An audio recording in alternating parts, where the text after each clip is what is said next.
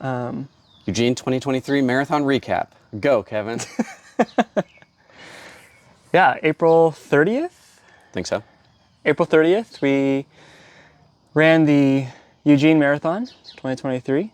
That was sort of a goal that both of us had after we volunteered for the World Track and Field Championships earlier in 2022. Correct. About a year Also in before. Eugene a year before. So we got a chance to really see top athletes at their peak performance and really got a sense of understanding the magic that is Hayward Field.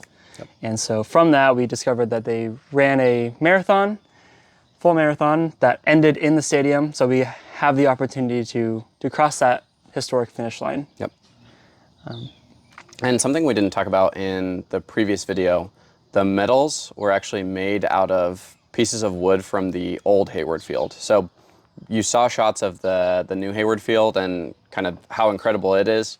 There was an old wooden stadium there that was there before. So, you know, Steve Prefontaine ran in that stadium versus this new stadium. And they make the medals of the Eugene Marathon now until basically they run out of the wood from that. And so that was another thing that when we heard that was part of kind of the marathon lore for this one, we were like, oh, we got to get that before they run out of the wood. Yeah. So wanted a piece of like the kind of modern day history of getting to finish in Hayward Field, but also kind of track history and track kind of lore, having a piece of the old Hayward Field kind of in our possession forever is something that I thought was super, super cool and am super excited to kind of have a piece of that history.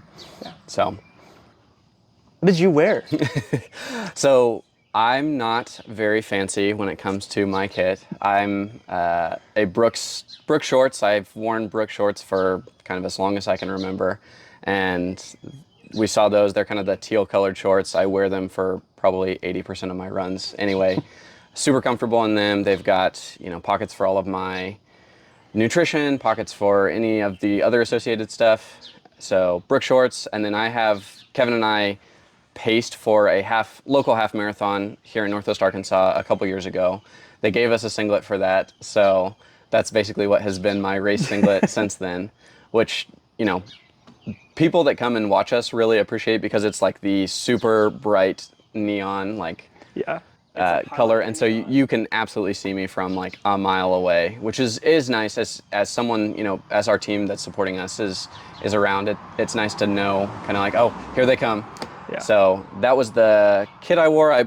So I wear Brooks shoes as well. I've worn Brooks again for as long as I can remember. It's a shoe that I found that fits my foot well, and that's kind of what I've stayed with and probably will until, you know, they create a model that I'm like, I don't love this. So that was the kit. I had a 18-ounce water bottle, and I had 3 kind of packets of Tailwind, I think. So Tailwind is the nutrition that I use. It's basically the sugar, salt, caffeine combo. And I want to say 9 scoops of Tailwind throughout the course of the marathon.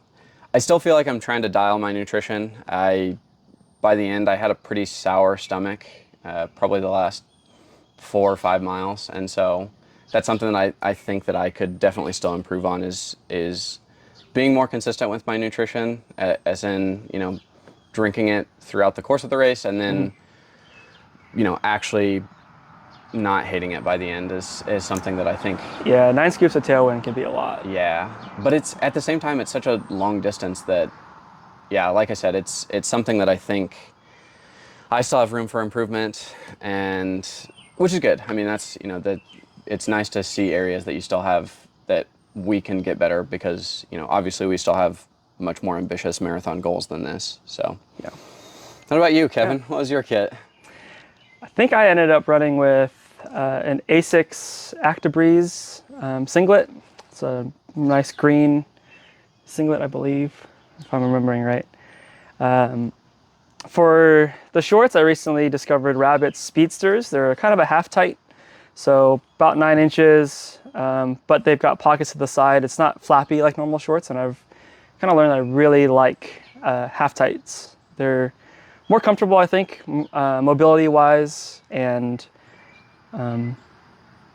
terms of like chafing and storage and stuff like that. I mean, excellent storage, and I don't get any chafing, especially in say like a hotter race. Yeah. That's fairly important for a long distance.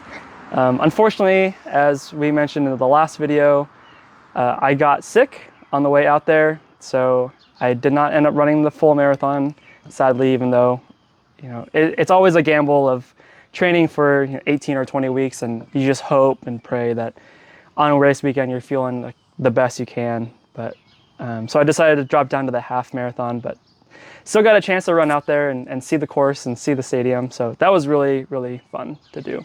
Yep, I agree.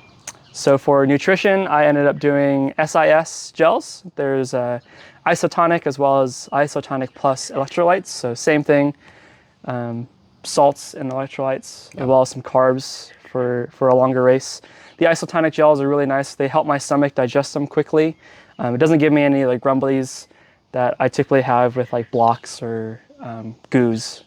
The texture is really viscous too. It's not like chomping on jelly or anything. It's very fluid. So I tend to really like those and have been using those for quite a while.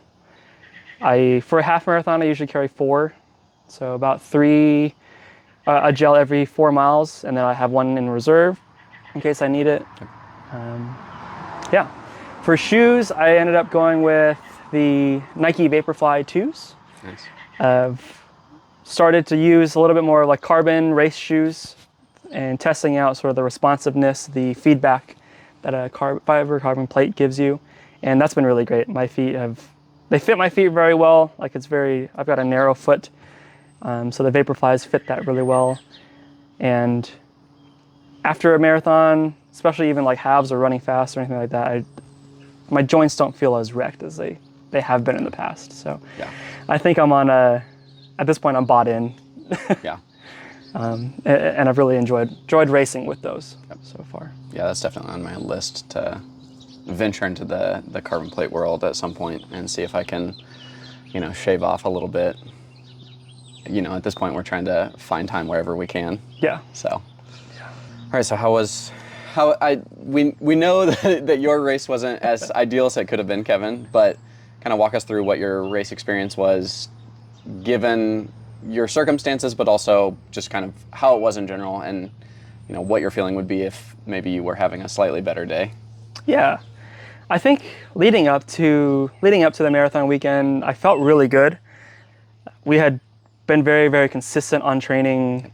We stuck with our mileage, we stuck with our speed, we stuck with our different types of easy runs, truly keeping them easy. So really staving off some injury leading up to the marathon. And so I felt really good coming into that weekend. Fortunately, getting sick and not feeling the best the day before, not getting a whole lot of fluids, stuff like that, I still felt pretty good, enough to be confident in finishing the half marathon. Yep. And I think really that base build-up, a foundation for getting my fitness level up there really helped me to even accomplish that. Yep. Because stomach-wise, I felt decent. It wasn't bad, and the fitness was there. It was more of just trying to balance pushing myself too far. Yep. And really not feeling good. Yeah. After exhausting myself. So, but the race itself was great. Being at Hayward Field was amazing. The weekend it started to rain a little bit and really cooled down the start of the race for me. I really enjoyed that. The route was really pretty. The Pacific Northwest is just gorgeous. Really love like the green trees, and running on the trails throughout the city was amazing.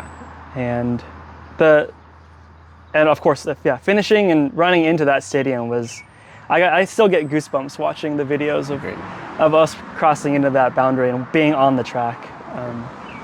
That was just, it was extraordinary. Yep. Incredible to be there, have the experience to still go and still take part in that. So very blessed to still have performed in some way or the other. Yep. Yeah, glad you could I'm happy about that. do some form of the race rather than just have to sit it out entirely. That would have been that was the fear. even more disappointing. That was it's kind of touch and go there for a little bit. Yeah, but we made it. How was the full marathon though? It was good. obviously it's always a good race whenever you have a PR. So our previous PR was like 350, right? 355. Something like that, yeah. And so dropped it down another like 5 minutes to, I think my final chip time was like 3:45:13. So Okay. just a touch above kind of what our goal time was, but still a pretty big PR It's a 10-minute PR, overall. yeah. So super, super happy about that. Obviously it's strange running a race without, like, Kevin and I run so many of our races. Other than this one, there's very few races in the last 3 or 4 years that we haven't been running together. And obviously if one of us is feeling better or worse, we try not to hold each other back. But the vast majority of the race itself has been together, and so strange to do a full marathon, especially knowing when you're starting, this is going to be 3 hours and 45 minutes, like, by myself. Yeah. So overall, it was a really good race, though. I feel like, as we mentioned, we were at World Track and Field the previous year, and so I had a pretty good feel of where I was on the course for, I would say 60 to 70% of the race. I would say everything that was in Eugene, we got outside of Eugene a little bit as a part of the marathon, and that portion I wasn't as familiar with, but everything in Eugene, I was like, okay, I know where I am, I have an idea, and that was really cool, but it was also kind of a strange experience to go to an out-of-town race and still, like, have a feel of where you are on the course. So I enjoyed that. It was a super pretty course, like Kevin mentioned. The trails there are just incredible. And even though we were on road, a lot of the trails that we got to run last year kind of were right beside the race trails. So that was super fun, getting to see those trails again, to kind of be back in the same place a year later and experience kind of, everything that happens within a year, and then getting to come back and kind of try to achieve the goal that you're doing. I did get lucky enough. There were two ladies that I ran with from probably mile 3 to mile 13. Okay. That were they were in a similar goal time, and so that helped a lot. They were fun to chat with, and so that also made a difference. I feel like not having to do the entirety of the race, like, completely by myself. Yeah. We did go a little fast for, we were shooting for, like, I think 8:35-ish per mile is what gets you a 3:45. And so I think it was a little fast out the door, and I think that kind of, I could definitely feel that at the end. So I had pocketed a lot of time, which I think probably helped me achieve the PR, but I also know that some more consistency could have helped me. Yeah. And I feel like between nutrition, slightly better conditions, because it was a little rainy, which the coolness was great. It was still a little. It makes the road slick. Yeah, and just like you're more chafy. Yeah. And so I think slightly better conditions, but overall the course was awesome. Eugene is, like, awesome running town. Tons of support for the marathon itself, kind of across the whole thing, especially for a town the size of Eugene. So yeah, I had a really good time. Nice. Yeah. It's interesting. Like, do you think that the familiarity of, like, the trails, the system, the area that you're in, that help you feel more comfortable in the race? I think absolutely, because the portions that I wasn't aware of, it's a lot easier to, like, be looking at your watch constantly, and it's like, I've only gone a quarter mile, I've only gone, versus kind of the south portion where you go out from the university south, that first loop, like, that I was super familiar with, and I feel like I didn't look at my watch other than, when I'm getting my mile times, because it's like, I know where I am, I have a feel for where I am, where we're going, and I think that helps a ton, personally. Yeah. It's You're just not constantly less, checking. Yeah, it's less stressful for some reason. Yeah. And for such a long distance like that, like, any mental growth or any mental, like, settling in or stabilization that you can get really will help you. At least for me, it helps me be more consistent. Yep. No, I agree. I'm not worrying about every little thing. Yeah, it's not as we're going. Not as much. You're more focused on the race itself rather than kind of where you are in the race. Yeah. And just relaxing and staying comfortable, which I really liked. Yeah. How well was Eugene Marathon supported as opposed to other races you've run in the past? I feel like, again, Eugene is a relatively small town, but it has so much track like history, and there's so much track stuff that happens there that I feel like you get a like way it's a weird distribution of how much support you get for like how big the town is, because we run races here in Northwest Arkansas, similar size like region, comparatively speaking, way less support. So thought it was super well supported. Thought I don't tend to use a ton of the aid stations other than grabbing water to refill my water bottle, but all of those felt efficient, felt well run. So I thought it was super well supported, and lots of crowd support as a part of that. Yeah. So grateful for that. That's always a boost in a race. So yeah, having people cheer you on, just random strangers, is great. Yep. Signs to make you laugh. Exactly. Yeah. Yeah, the half marathon, at least for where I started and where I ended up in the crowd, I felt like the crowds were still there by the time I got to maybe some of the first aid stations.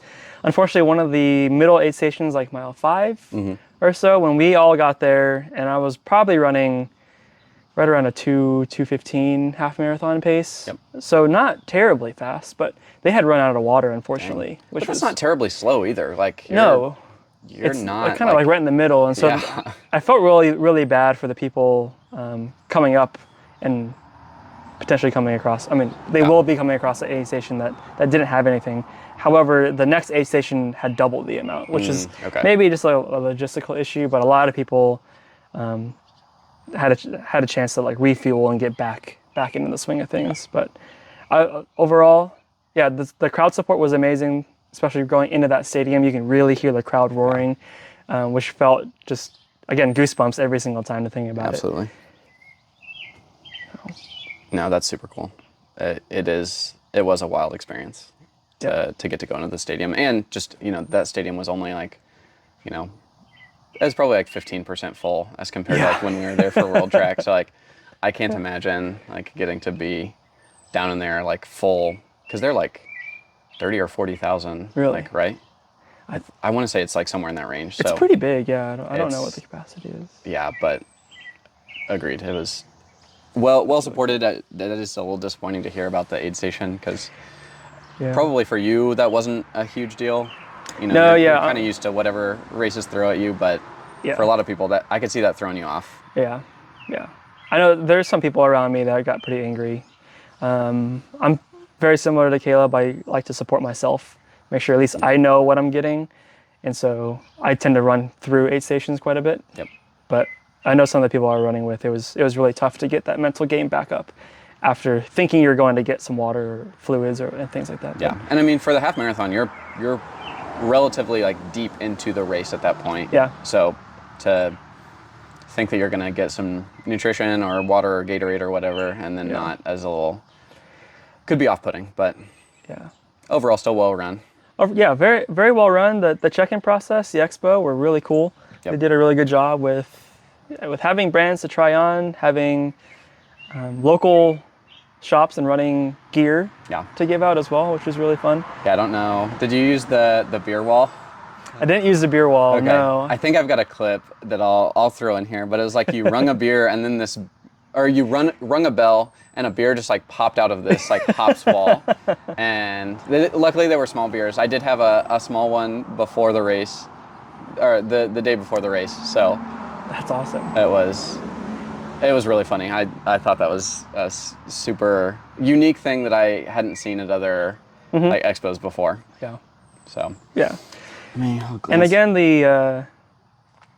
like Kaleb mentioned, the crowd support is really cool. Everybody in the town, young to old, they grew up, with Hayward and the University of Oregon track program in their backyard. And so even though they don't know you, they still come out that morning, and that helps to have crowd support throughout the entire race. I don't think for me, there wasn't really a dead band of crowd support until there's a portion where you go north and you're into the park, and the trail is in the middle of the park, and they close the park down for the race. So there aren't going to be spectators in the middle of that. So, at that point you expect there to not be a lot of spectators, but the moment the park opens up again, there's people lining the edges cheering you on. So very impressed by that.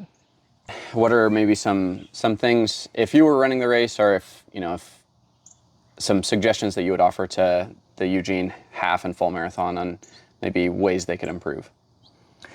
Yeah, first off, I mean, I think having enough supplies and having enough volunteers, Yep. I know that's always a really hard thing to do, is gather volunteers for a race. Yep. But having the support and maybe even just overestimating how much you need. Yeah. Yeah, I think that would help really support people that maybe that was their first half marathon and that may have left a bad taste in their mouth. But Yep. I think beyond that, I think they did a really good job. The corrals were a little weird. It was all one giant corral. Oh yeah. So I think at the very beginning, once the gun went off and the first corral went off and running, I think we started actually running way before the start line. Yeah, which is not that unusual. It's more unusual in the sense that there was no breakdown. Like, we were pretty clustered in for the first, I feel like, mile and a half, maybe even like 2 miles. And so there's just a huge range of half and full and different paces. And, there was definitely some weaving on the front end of the race, which isn't, I mean, it's not a huge deal, but you're looking for small gains. So that is something that, some of the other races that we've done where it was a little bit more like your pace groups, that helped, I thought. And I think in previous races where there's a staggered start where one group will go, one wave will go, and then they'll wait maybe 30 seconds and let the next wave go. It kind of allows the field to open up a little bit more too. And running on Eugene's streets, I mean, they're not that big either, and so it really kind of narrowed you down. And you had to weave a little bit and get through some traffic, but. Which all of that, so, I mean, for me, I would say that part is like normal-ish racing. I feel like you're going to run into that to some degree on any decently sized race. I think the only critique that I had, and it's not even a critique of the race itself, some of the trails on the north side of the river, so in Alton Baker Park, I thought they were super rough. Like, I don't know if y'all were on the same trails as that. And they were really well marked if there were like a crack, that it would be like spray painted so that you would see where it was. Yeah. But there was just a bunch of those. Okay. And so there were several times that I really, really seriously considered like bumping off, because they've got the wood chip trails beside it. And I was like, do I like jump over to this or not? And I didn't, but it was something that just like you kind of get worn down by that. Like it's one more thing to think about, like trying to kind of weave around, not twist your ankle on those. And so, like I said, I don't know that that's a race thing, but maybe the city of Eugene could look at redoing some of those trails. that would be nice from my perspective. Yeah. But otherwise, I think that's the only thing that I felt like could have been improved on. Yeah. So I think for the size of the race and the caliber of the people that it attracts, I think they did a really good job. Yep. We're wearing the Eugene Marathon T-shirts, and some of the swag that they gave away was really cool. This is a great T-shirt. I feel like I wear this a lot. At least once a week. Yeah, no, agreed. And that was actually, we were moving into that question. So thoughts on kind of the swag of this, and did we get anything else besides this, or was it? Yeah, the very end we got a cool Eugene Marathon water bottle.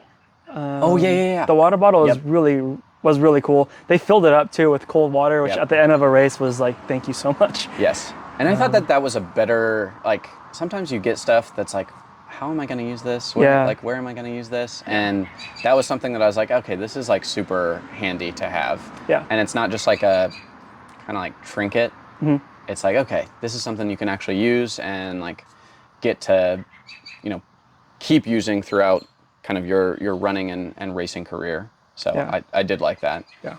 I liked at the Expo too, when they gave you your shirt and like your bib and all that. Sometimes that comes with gear already, like free samples and stuff like that already in a bag.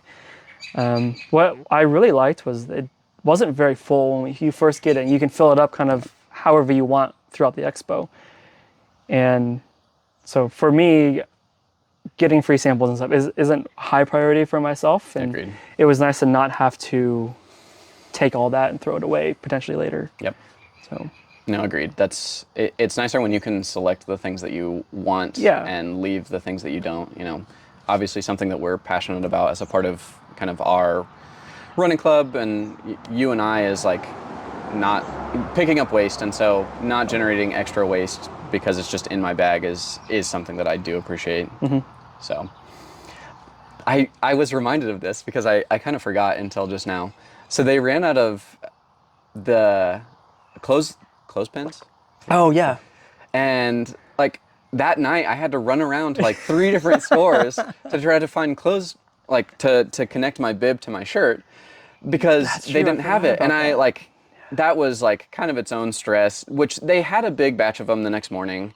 And I think they told us that they would have it, but I was, I don't want to be stressing about that morning of you're trying to get ready for the race. And so that was something that, yeah, I would definitely make sure that you have enough Yeah. of Yeah. those pins, because it's a little stressful to your runners Yeah. to not. As someone, I like controlling as much as I possibly can, Yep. just so I know I give myself the best chance to have a good race. But little things like that, Yep. will start to nag on your mind a little bit. Absolutely. So So that's, yeah, something else I would make sure that you have an overabundance of things like that. Especially, those aren't going to expire. You can always use them for next year. Exactly. If something like that like doesn't work out. yeah.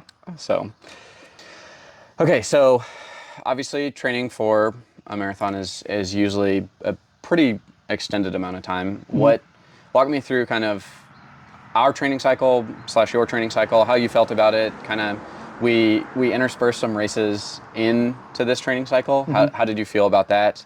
And kind of what would you do differently? What did you feel like went well? And kind of what are the lessons learned as you continue in your running career? Yeah. For this training cycle, we, like Caleb mentioned before, we threw in some races, so it's not typical to throw in, I think, a couple half marathons and 50K Yep.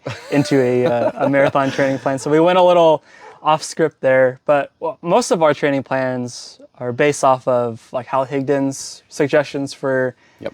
intermediate half marathon or marathon training plans. So that typically consists of a couple easy run days. So we typically run 3 days out of 7, or 5 days out of 7.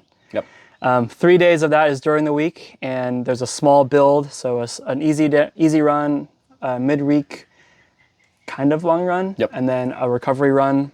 And then on the weekends we'll do either a speed day or like just a quick tempo run, and then we'll have a long run on the last day. Yep.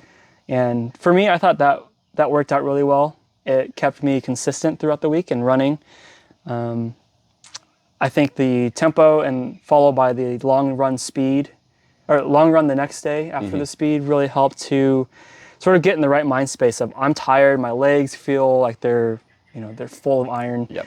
Kind of dragging a little bit, but still having to complete, say, a 14, 16 hour run. Yep. Or hour run. 14, Haven't done 16 one of those mile yet. run. Yeah. I think that really helps, especially in a long race like the marathon. Yeah, some of our previous races, after they talk about the wall after mile 20, you're starting to feel a little exhausted. You still have 6 more miles. Yep. You really hit a wall and kind of crash. Maybe physically wise is what it's typically described of. And I think training for that, having that experience during the training plan and learning how to cope with that really helps. Yep. Especially for me as I get further into a race, I'm very more mentally challenged than Yep. physically challenged. Absolutely. And just saying yes and continuing to push as far as I can and Yep. keep motivating myself. So yeah, what do you think of the training plan? Yeah, so as like Kevin said, this was kind of out of the norm for us. We typically do, for a marathon, it's an 18-week training plan by Hal Higdon. It's very explicit, like this is what you're supposed to do Tuesday, Wednesday, Thursday, Saturday, Sunday. This one, I think we started training a little after that 18-week mark. So we made our own plan this time and that's the first time for a marathon that we've done that. And we, threw in a 50K as a part of it. And then some other, the half marathons that we ran were a little less intense because a lot of our weekend long runs were getting past that distance anyway. Yeah. So thought it went really well. We kind of got convinced by my girlfriend to do the 50K because she was doing an associated 100-mile bike race the following day after us. I think I'm really glad that we ran the 50K.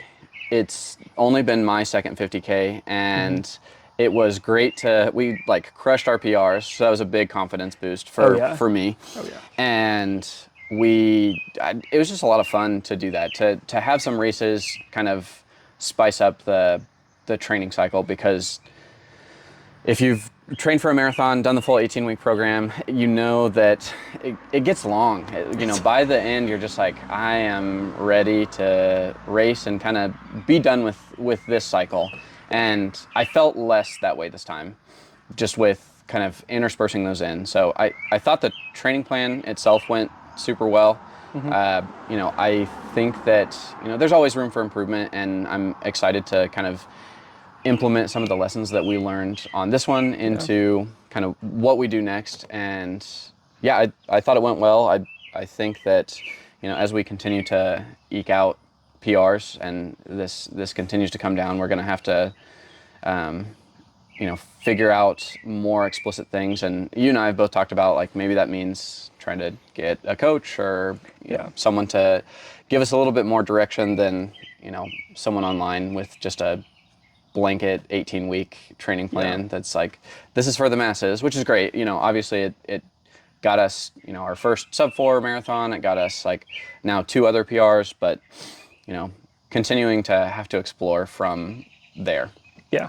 So thought the training plan was good. Was grateful for the 50K because you run a 30+ mile race in PR time, and you're like I think both of us felt relatively strong doing it. Oh yeah.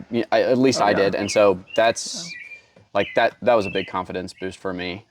And so yeah, was pleased with the training cycle. Yeah, I think having the 50K there, and having worked up, I think probably 10 weeks or so up to the 50K. Like we had been running quite a lot of miles too. Like we're getting in the work, and having a chance to really show off that growth was, for me, like a big confidence booster. Like you said, it was like, this is working. We can run a 50K, and we cut our PR time for a 50K like in half. Yeah. So, which is a little misleading. Like we ran our really hard first 50K and a much easier 50K this time. So yeah, but it's still a 50K, and so that's exciting nonetheless. Yeah, but having a true race in the middle of our training plan helps. It helps me kind of realize how much growth we had within a training plan. Like we haven't even run a race yet, and we can already see that yes, the work we're putting in is working. We're getting better. We're getting faster. We're getting more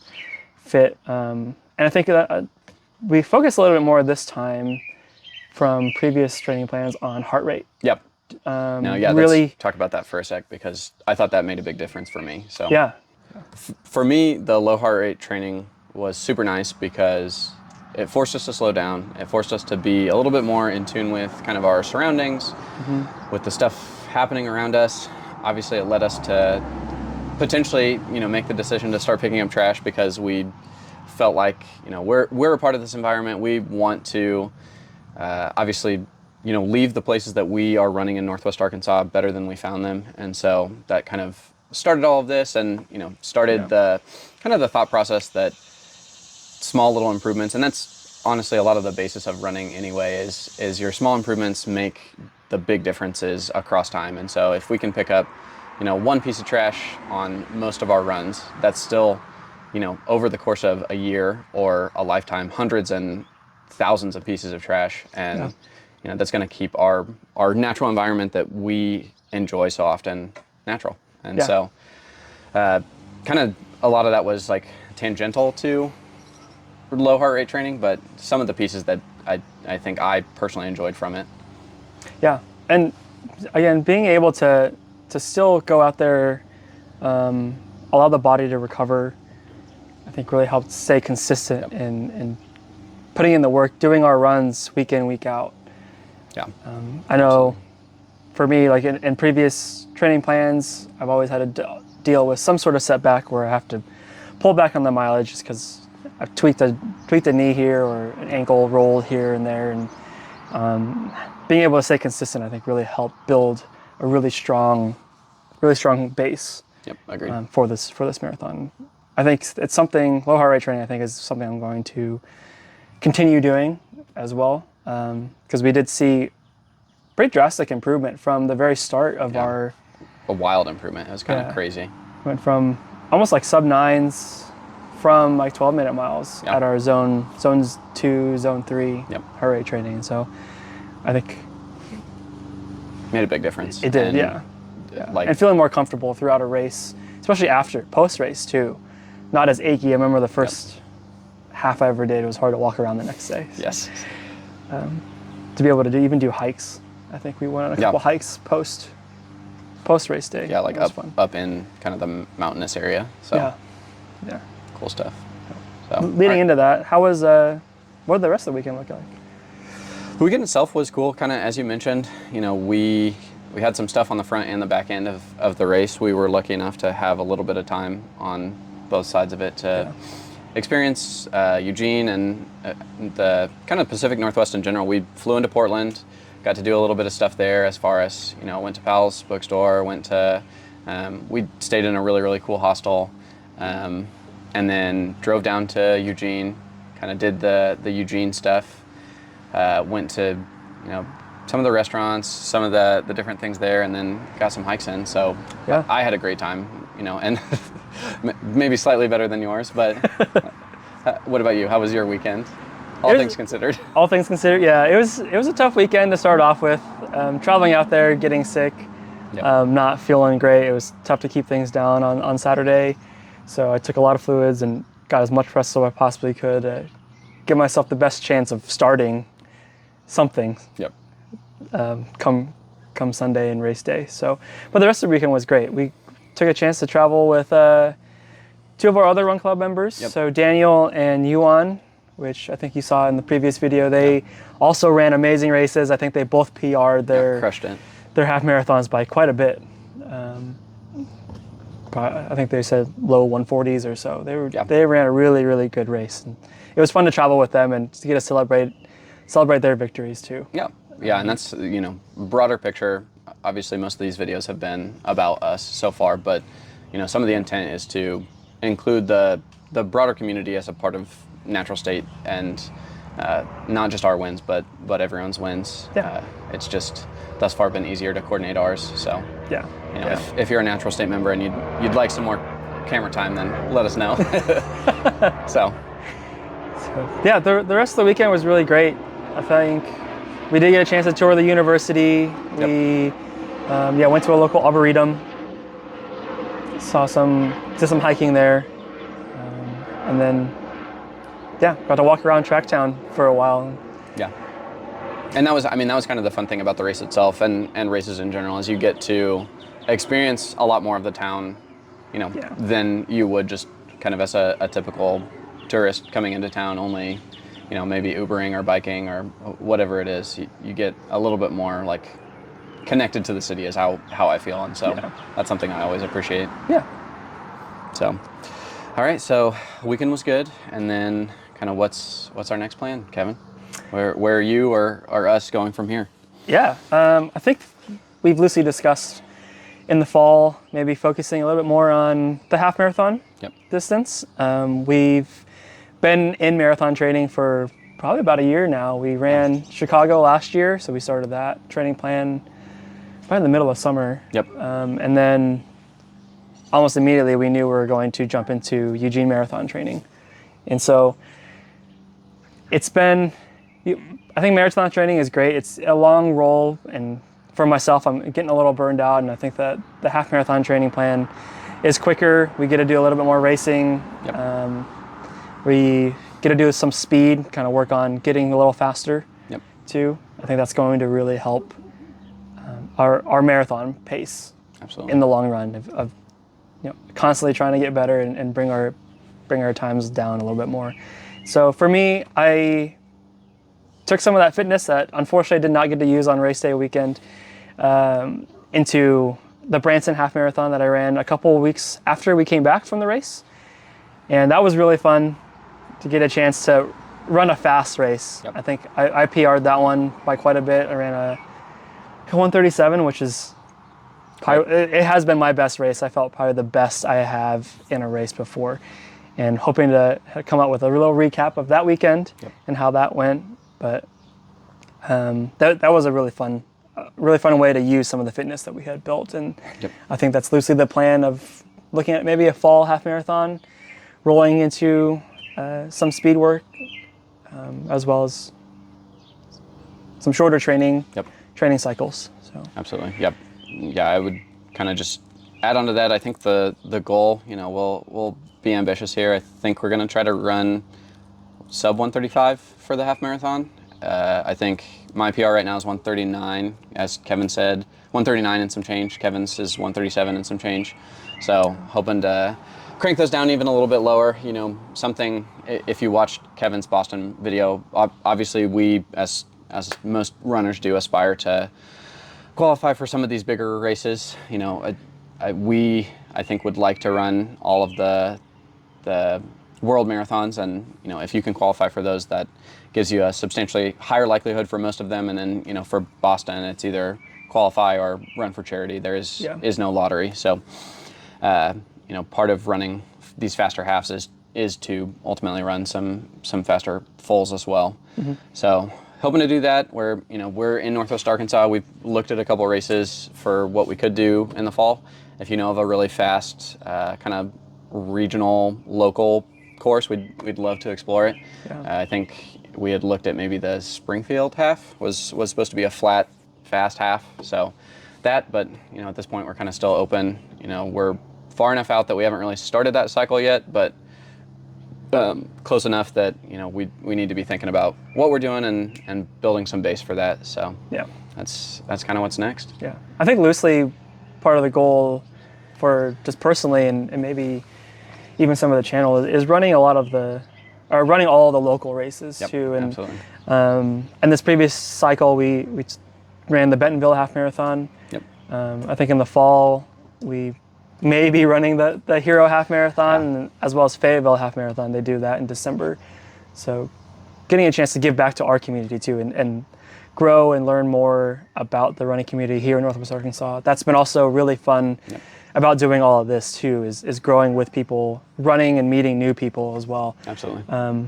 Kind of sharing and hearing their stories and watching them grow themselves has been really fun to grow our passion in the sport too. Absolutely. So, all right, I think that pretty much covers our Eugene 2023 marathon. Thanks for tuning in. It's been, a long journey for y'all as well as us.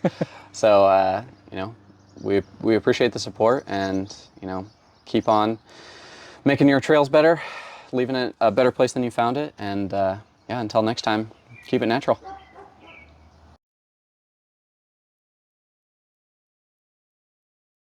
Bonus footage.